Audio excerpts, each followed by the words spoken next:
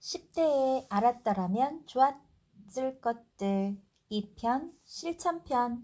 지금 이 순간에 집중하고 총력을 기울이면 당연히 기대하는 날을 맞이할 수 있다. 우리가 어떤 사람이 되는가는 지금을 어떻게 보내는가에 달려 있다. 성공과 실패 역시 지금을 어떻게 보내느냐에 따라 갈릴 길이 결정된다. 자, 우리가 지난번에 1편에 목숨을 걸고 노력하면 이루어진다 라고 쓰인 이야기를 들려줬었죠? 인생에서 배워야 할 것들 두 번째, 나무보다 숲을 보라 들려드릴게요. 미주, 너의 꿈은 뭐니? 첼리스트가 되는 게 꿈이었는데 해보니까 너무 어려워요. 차라리 그림을 배울 걸 그랬나 봐요. 얼마 전까지 미주는 클라리넷을 배웠다. 하지만 왜 이렇게 어려운 거야? 차라리 바이올린이나 배울걸 이라고 후회했었다. 하지만 바이올린을 배웠다 하더라도 얼마 되지 않아 이전과 똑같이 어렵다고 포기했을 것이 분명하다. 하지만 첼로를 멋지게 연습하는 모습을 보고 자기도 첼로를 배워야겠다고 부모님을 졸랐다. 미주는 어렵고 복잡한 것은 모두 싫어한다. 그래서 이것은 그만하고 다른 것을 찾아보자며 이것저것 기웃거린다. 그렇게 그만둔 것이 몇 가지인지 모른다. 사실 대부분의 일은 연습하면 전문가 수준은 아니더라도 상당한 실력을 갖출 수 있다. 뭔가를 꽤 잘하기 이전에 그 일이 얼마나 재미있는지 알 수도 없다.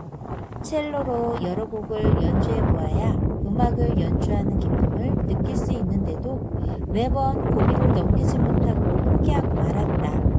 한번 시작한 일을 어떻게든 끝내고 나야 성공 습관을 몸에 익히게 되는데 그 경지에 도달해 본 적이 없는 것이다. 친구인 문수에게도 꿈이 무엇인지 물었다. 전 연예인이요. 왜 연예인이 되려고 하지? 폼나잖아요. 다른 사람의 꿈이 보기에. 문수의 꿈은 다른 사람에게 잘 보이기 위한 꿈이다. 지연아, 넌 꿈이 뭐야? 의사가 될래요. 지연이의 꿈은 의사다. 그러나 그것은 부모님이 강요한 꿈이다. 지연이가 되고 싶은 꿈은 진짜 선생님이다. 하지만 부모님이 의사가 되기를 간절히 원하셔서 진짜 꿈에 대해 말씀드릴 수가 없다.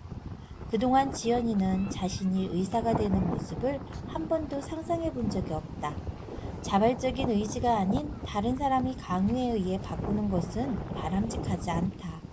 타인이 들이대는 잣대에 자신의 적성을 억지로 짜맞추려 해서는 안 된다. 외부 강요에 의해 행동하려고 하면 겉으로 드러난 행동과 실제 성격 사이에 괴리감을 느끼기 때문에 전력을 다할 수가 없다. 부모님이 시키니까 어쩔 수 없다고 체념하거나 환경을 핑계 삼지 말아야 한다. 내 인생은 나의 것이다. 여러분의 인생을 풍요롭게 할 자신감은 그 누구도 아닌 여러분 스스로 쌓아야 한다는 사실을 잊어서는 안 된다. 현재 자신이 하는 일, 몰두하는 분야를 행복이라는 관점에서도 평가해야 한다. 만약 조금이라도 불행하다는 생각이 들면 내가 이것을 왜 하는가? 라는 질문을 던지고 그의 답함과 동시에 변화를 시도해야 한다. 무엇인지 정확히는 모르겠지만 지금의 상황과 달라지면 왠지 행복할 것이라는 막연한 생각이 든다면 상황이 좋아질 수 있는 방법을 고민해야 한다. 쥐처럼 사느냐, 토끼처럼 사느냐 생각해 볼 필요가 있다. 포유동물 가운데 가장 빨리 죽는 동물이 무엇일까? 바로 쥐다. 쥐는 오래 살아야 겨우 2, 3년이다. 반면에 코끼리는 평균 70년을 산다. 쥐와 코끼리의 수명이 몸집의 크기와 상관이 있다는 학설이 있는데 특히 호흡하는 횟수와 관련이 있다고 한다. 쉽게 말해 겨우 2, 3년을 사는 쥐가 평생 호흡하는 횟수와 70년 이상을 사는 코끼리가 평생 호흡하는 횟수가 비슷하다는 것이다. 이들은 평생 호흡을 하는 횟수가 약 5억 회에 이른다고 한다. 특히 쥐 가운데서도 가장 몸집이 작은 뾰족이 쥐는 1분당 호흡 횟수가 1000회에 달하지만 코끼리는 30회에 불과하다. 따라서 쥐는 매 순간 숨을 쉬지만 코끼리는 느긋하게 숨을 쉰다. 이를 통해 작은 동물들은 큰 동물보다 더 빠른 템포로 일생을 산다는 것을 알 수 있다. 쥐처럼 살 것인가 아니면 코끼리처럼 살 것인가. 우리도 얼마나 여유롭고 느긋하게 사느냐에 따라 수명뿐만 아니라 행복과 성공도 달라진다. 당장 눈앞의 이익에 연연해 메뚜기처럼 정신없이 옮겨다니는 사람은 나중에는 결국 아무것도 남지 않는다. 코끼리처럼 느긋하게 인생을 길게 보며 나아갈 때 넓게 볼 수 있고 멀리 갈 수 있다. 쥐처럼 쫓기며 사는 사람은 항상 단기간의 성과나 이익에 급급해 선택의 기로에 서면 가장 쉬운 길을 선택한다. 결국 스스로 덫에 걸리거나 궁극적으로 자신이 원하는 것을 이루지 못하고 만다. 따라서 쫓겨다니는 삶이 아니라 내 삶의 주인공이 되어야 한다. 그리고 쉬운 길보다는 가치 있는 길을 선택해야 한다. 당장 이익이 되고 싶고 편하다고 해서 이리저리 옮겨다니는 행동은 우선 어려운 길을 피하는 것에 불과하다. 하지만 성공으로 가는 길에는 반드시 고통이 따르게 마련이다. 고통을 받아들이고 극복하는 것이 성공으로 가는 지름길임을 잊어서는 안 된다. 여러분은 10년 뒤 어떤 직업을 가져야 할지 고민하기보다 현재 위치에서 달성할 수 있는 작은 비전들에 충실해야 한다. 3년에서 5년 후가 아닌 30년 후의 먼 미래에 초점을 맞추어 보면 꿈이 너무 멀게 느껴져 오히려 의욕을 상실할 수 있다. 너무 먼 미래 또는 막연한 비전은 목표를 점점 흐리게 하고 아예 그 꿈을 잊어버리게 할 수 있다. 예를 들면 30년 후 회사의 CEO가 되겠다는 원대한 꿈을 갖는 것은 그 자체로는 좋다. 그러나 여기에는 꿈을 이루기 위한 단계별 접근법이 함께 있어야 한다. 목표는 단계별로 세분화해서 하나씩 이루어 나가야 성취감을 느낄 수 있다. 그리고 이 성취감이 다음 단계의 성공을 향해 나아가는 조약의 발판이 된다. 단기의 작은 비전을 하나씩 이뤄가면서 조금씩 진화해가는 비전이 현실적이다. 진화하는 비전은 새로운 환경에 적응하면서 만들어지는 것이다. 그런 점에서 단기간의 비전을 달성하는 것은 무척 중요하다. 단기 비전들을 달성하는 과정에서 일어나는 많은 일들은 틀림없이 더 큰 비전 달성을 위한 자산이 된다. 그리고 자신이 바라는 만큼 비전이 명확하지 않더라도 지금 갖고 있는 모든 자원의 에너지를 총동원한다면 최소한 원하지 않는 것이 무엇인지는 깨달을 수 있다. 최선을 다하지 않고 발만 담그는 것은 멀리 내다봤을 때 엄청난 손실이다. 그러니 먼 미래를 준비하고 싶다면 가까운 미래부터 준비하고 큰 비전을 세우고 싶다면 작은 비전부터 달성해야 한다. 청소년들의 성장기를 흔히 질풍노도의 시기라 한다. 질풍노도는 몹시 빠르게 부는 바람과 무섭게 소용돌이 치는 물결을 뜻하는 말로 이 시기에 한치 앞을 보지 못하고 오로지 눈앞의 이익만을 좇다가는 결국 가장 소중한 것, 가장 가치 있는 것들을 놓치는 결과를 초래한다. 열심히 공부하는 것, 이러한 것도 작은 성공의 하나로 큰 성공과 이어지는 다리가 된다. 구체적인 목표를 세우고 구체적인 실천을 바탕으로 꾸준히 노력을 기울이기 바란다. 목표를 성취하기 이전에 그만둔다면 그 순간 여러분은 패배자로 전락하고 만다는 것을 기억하기 바란다. 자, 다음에는요, 여러분이 어떤 거에 대해서 생각을 해볼 거냐면 일어나지 않을 걱정거리로 시간 낭비하지 마라 들려드릴게요. 좋아요, 구독 꾹 눌러주시면 계속해서 함께 할 수 있어요. 감사합니다.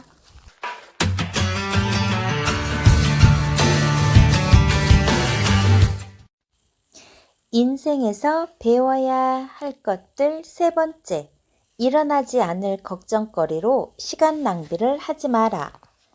난 걱정거리가 많아요. 중간고사 시험 결과도 어떻게 나올지 걱정스럽고 친구와 싸웠는데 화해가 될까 걱정스럽고 아무튼 걱정거리가 정말 많아 죽을 것만 같아요.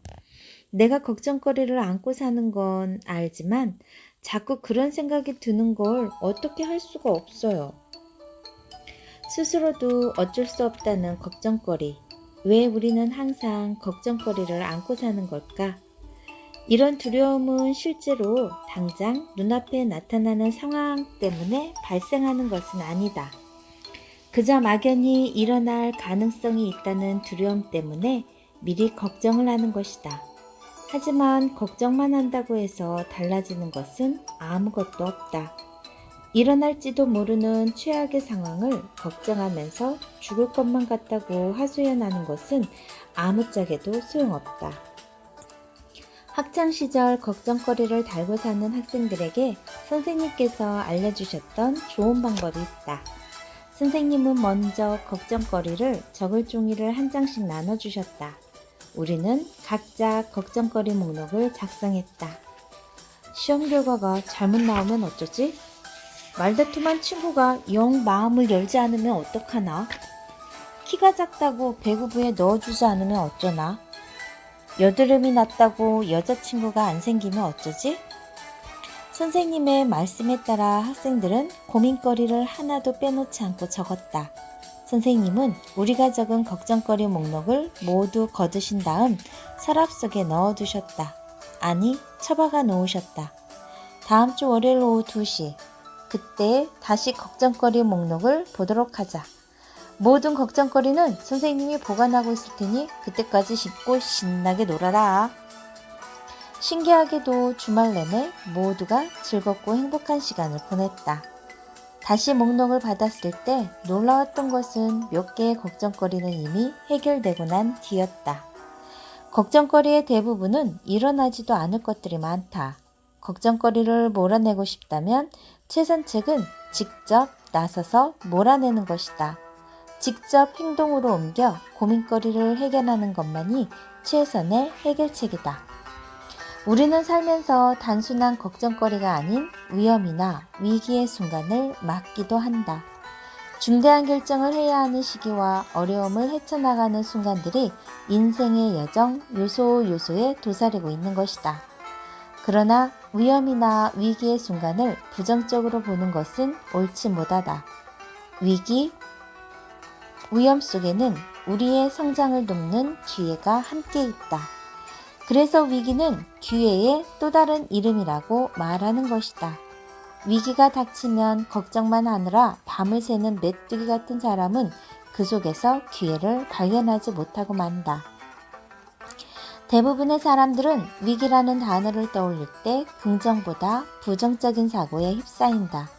그것은 우리가 어려서부터 그런 단어들을 좋아하지 않도록 프로그래밍이 되어 있기 때문에 당연하게 받아들이는 현상이다. 하지만 성공한 사람들은 위기를 극복해야만 더 큰 보상이 있다는 것을 알고 있다. 그들은 그것을 극복하는 과정을 통해 자기 자신의 능력이 향상되고 크게 성장했다고 말한다. 그래서 그들은 위기를 보통 사람들과 다르게 받아들인다. 성공자들은 위기의 앞으로 두려움에 빠져 절망하는 일이 없다. 그들은 오로지 미래를 스스로 통제할 수 있다는 강한 확신이 있다.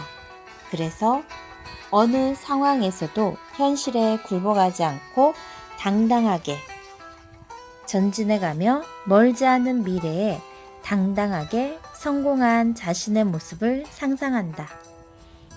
위기로 인한 두려움을 이겨내고 앞으로 계속 나아갈 수 있는 힘은 자기 자신의 미래에 대한 확신에서 나온다.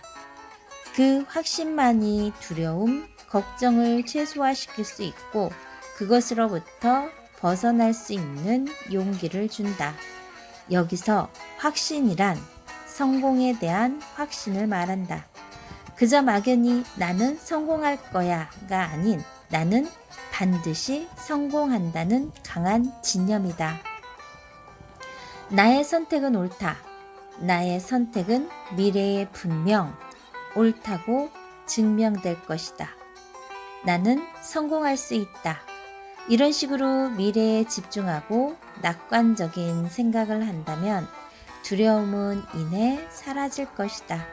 이 모든 것은 목표가 확실할 때 이야기다.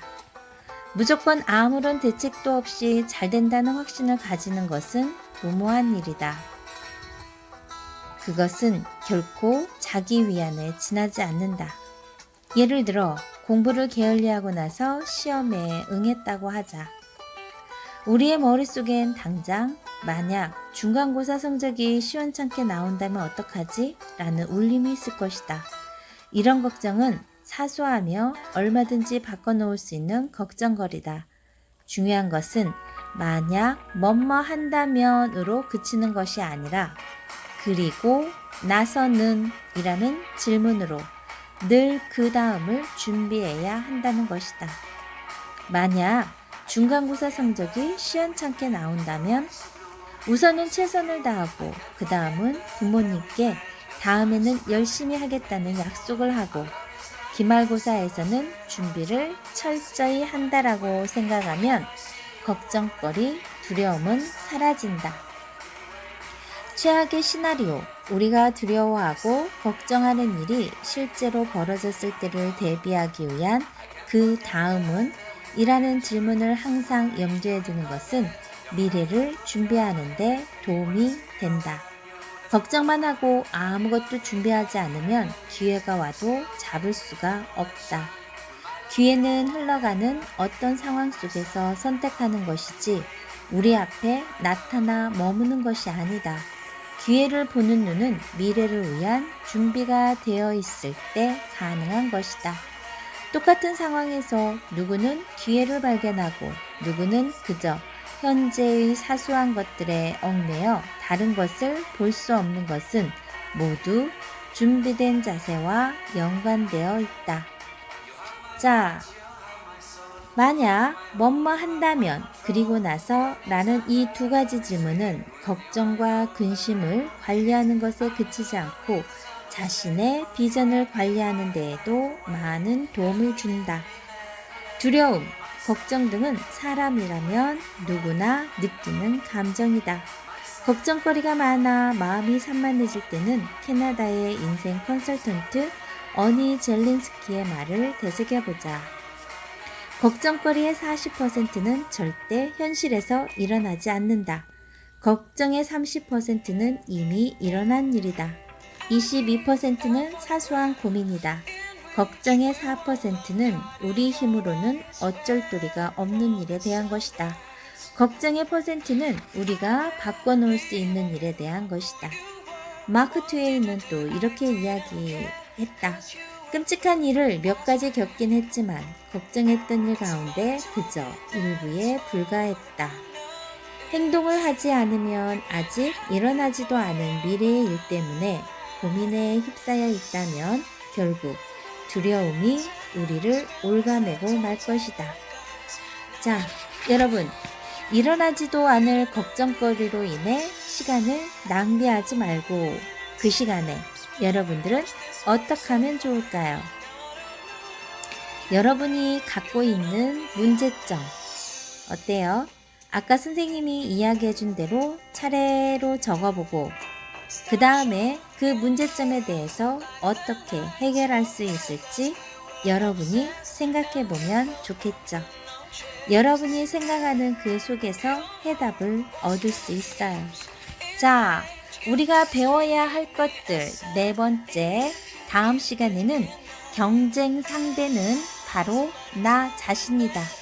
무엇이 여러분들을 힘들게 하는지 그거에 대해서 한번 생각해보는 시간을 가져보겠어요. 여러분을 위한 꿈을 현실로 이끄는 멘토링. 자, 좋아요, 구독 꾹 눌러주시면 계속해서 함께 할 수 있어요. 감사합니다. 여러분의 멋진 꿈 응원합니다.